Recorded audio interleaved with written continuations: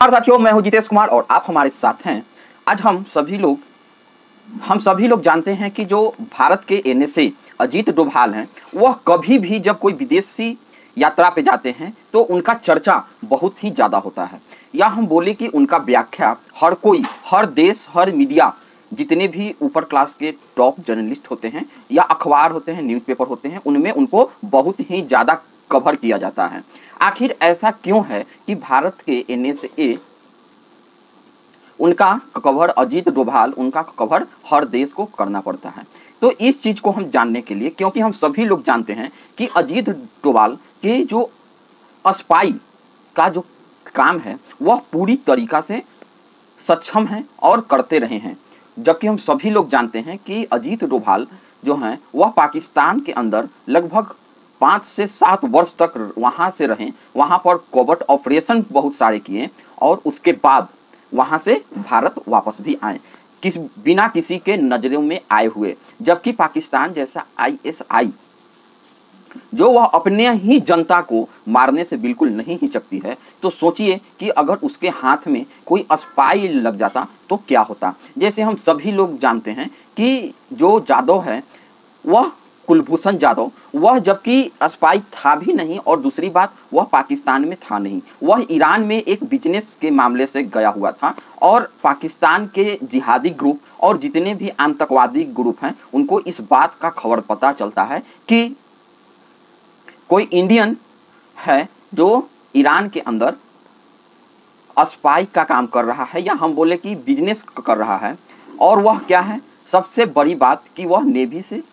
Retire थे। तो जब नेवी से व्यक्ति रिटायर थे तो उनको आतंकवादी की सहायता से ईरान के अंदर से उनको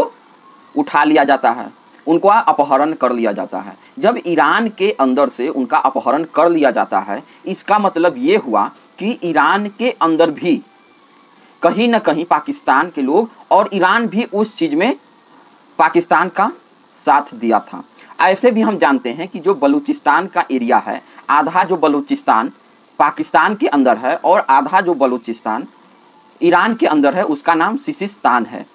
और उसके बाद कुछ बलूचिस्तान खैबर पख्तूनख्वा, या हम बोल दें कि अफगानिस्तान के एरिया में भी पाया जाता है।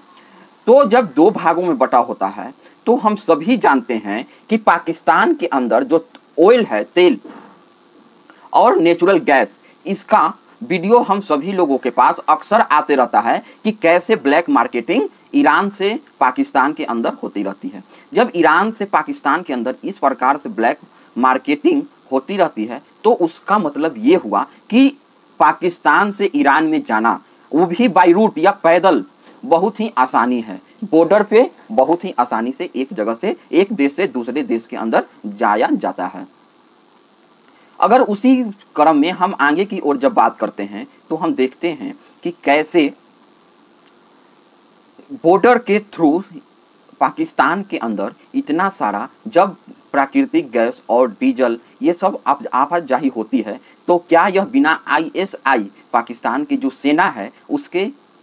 उसके बिना जानकारी के ऐसा होता है? तो आंसर है नहीं। वह जानती है और वह पूरा का पूरा सारे के सारे 2 नंबर आर्मी है, बिकाऊ आर्मी है, इसीलिए वह पैसा लेकर अप डाउन होने देती है। तो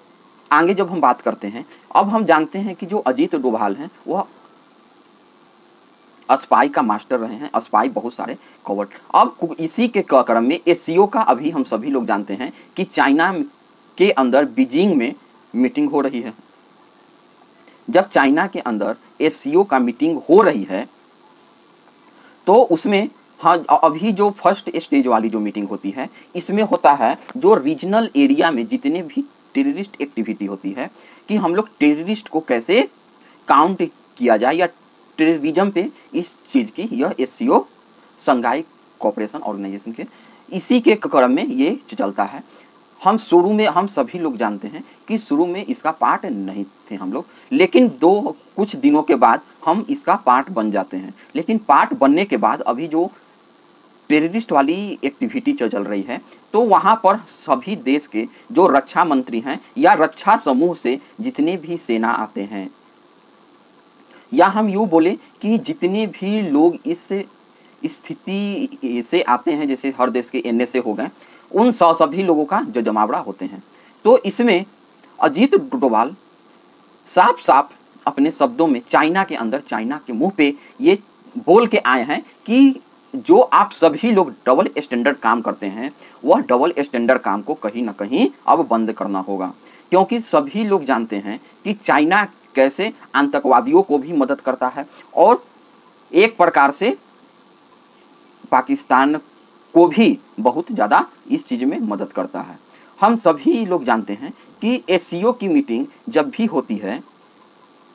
उस मीटिंग में बहुत सारे जितने भी इस देश के मेंबर हैं, मैं बता दूं कि इसमें भारत के साथ साथ, क्योंकि यह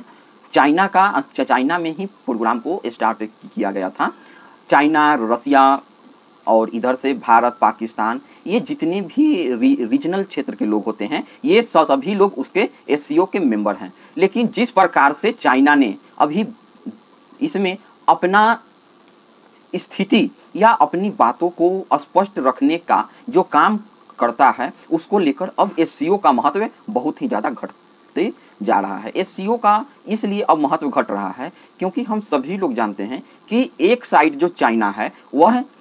डबल स्टैंडर्ड काम करता है, पाकिस्तान को हथियार मुहैया कराता है, उसके जितने भी आतंकवादी हैं वह सारे के सारे उसको यूएनओ में उसका मदद भी करते हैं, उसको वीटो पावर देके बचाते भी हैं। तो भारत की ओर से इसीलिए साफ साफ एनएसए ने इस चीज़ को मना कर दिया।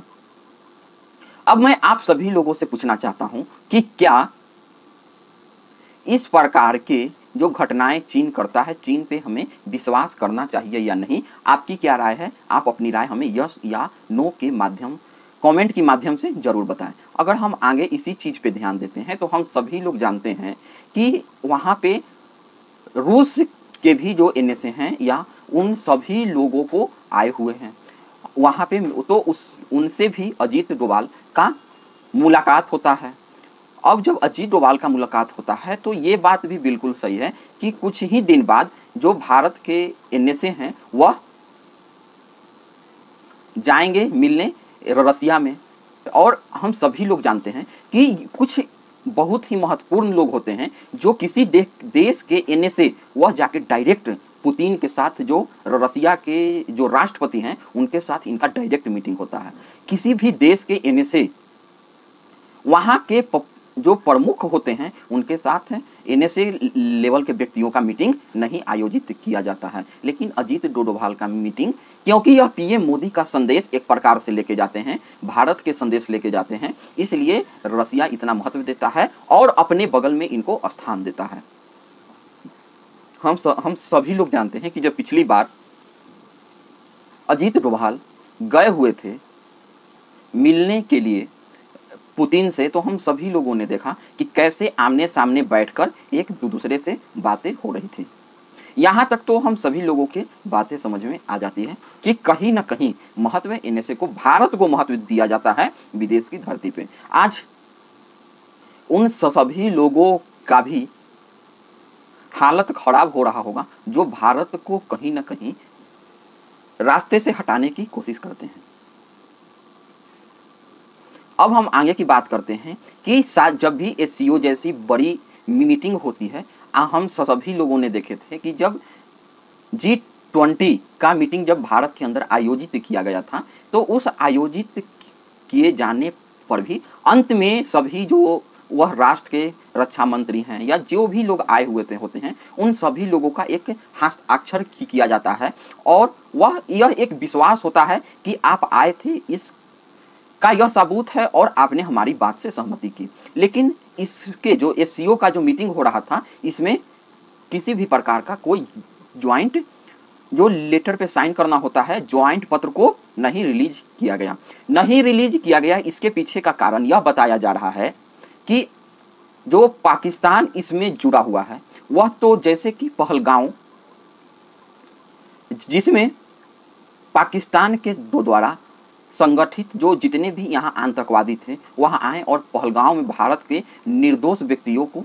मार गिराएं, जिसमें से बहुत सारे लोगों की जान चली गई। उसके बाद भारत ने ऑपरेशन सिंदूर किया और ऑपरेशन सिंदूर करने के बाद पूरे के पूरे विश्व में हम सभी लोगों ने जाकर इस जो घटना है इसको सूचित भी करने का काम दिया। लेकिन फिर भी इस घटना को बिल्कुल भी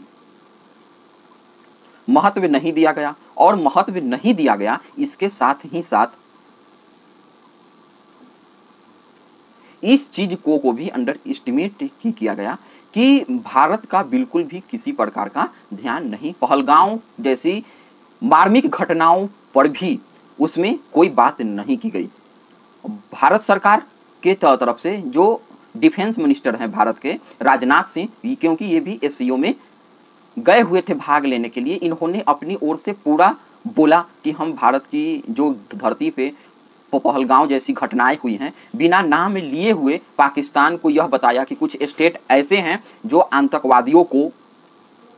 किसी न किसी रूप से उनको पालते हैं, पोसते हैं और उनको दूसरे देश में हमला भी करने के लिए भेज देते हैं। ये जब सारी की सारी बातें हो जाती हैं, इसके बाद फिर भी जो और अन्य लोग होते हैं वह सभी के सभी लोग इसके बाद एनएसए भी इस चीज़ का विरोध करते हैं। विश्व का बहुत सारी देश भारत को इस घटना के लिए बहुत ही ज़्यादा अफसोस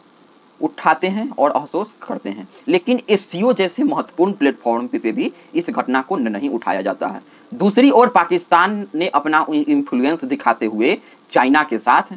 क्योंकि वह चाइना के अंदर ही हो रहा था, तो उन्होंने बलूचिस्तान के अंदर अभी तत्काल में जितने भी घटना घटी है उसको आतंकवादी समूह में डलवा देते हैं। जैसे हम सभी लोग जानते हैं कि जफराबाद में जो ट्रेन हाईजैकिंग हुआ या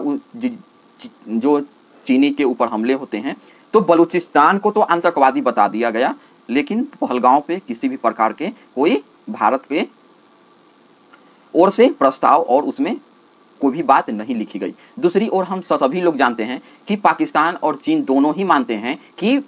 जो भारत है, भारत की ओर से कहीं ना कहीं बलूचिस्तान को ये सब चीज़ों में मदद की जाती है। इस चीज़ को भी लेकर बहुत ज़्यादा नाराज़गी थी।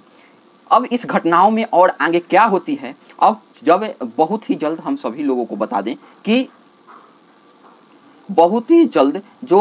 हो सकते हैं रसिया के जो राष्ट्रपति हैं पुतिन, वह जब भारत के एनएसए अजीत डोभाल इस बार रसिया तुरंत जाने वाले हैं और जाएंगे और वहां अपना पीएम मोदी को संदेश देंगे, उसके बाद पुतिन हो सकता है कि वापस भारत जल्द ही जल्द आए। और उसके बाद ये भी एक देखना दिलचस्प होगा कि जब एससीओ की सबसे बड़ी मीटिंग होगी, उस मीटिंग में क्या भारत के प्रधानमंत्री नरेंद्र मोदी, क्योंकि यह मीटिंग इस बार चाइना में ही होगी, तो क्या चाइना में जाएंगे, ये चीज़ आगे देखकर समझने वाली बात होगी, क्योंकि वहाँ पर महत्वपूर्ण लीडर सारे आए हुए होंगे। उसमें जैसे कि रसिया जो है, रसिया के जो राष्ट्रपति हैं पुतिन, जो चाइना के जो राष्ट्रपति हैं शी जिनपिंग, और अन्य देशों के महत्वपूर्ण राष्ट्राध्यक्ष भी वहाँ आए हुए होंगे। अब उसमें देखना ये महत्वपूर्ण होगा कि क्या भारत के पीएम मोदी जाएंगे। अगर भारत के पीएम मोदी वहाँ जाते हैं तो मैं आपको बिल्कुल आश्वस्त करके बता देना चाहता हूँ कि एक पूरे विश्व में खलबली मच जाएगी, क्योंकि यहाँ पे इंडिया, रसिया, चाइना, ये जो हैं यह तीनों आपस में अगर एक कंप्लाइन बना लेते हैं, एक मजबूत संबंधित बन जाते हैं, तो इससे बहुत सारी देशों को बहुत ही ज़्यादा मुश्किल का सामना करना पड़ सकता है। तो देखते हैं आगे क्या होता है। आप सभी लोग हमारे साथ जुड़े, इसके लिए बहुत बहुत धन्यवाद। आप सभी लोगों से अनुरोध है, आप हमारे चैनल को ज़्यादा से ज़्यादा सब्सक्राइब कीजिए, लाइक कीजिए एंड शेयर कीजिए।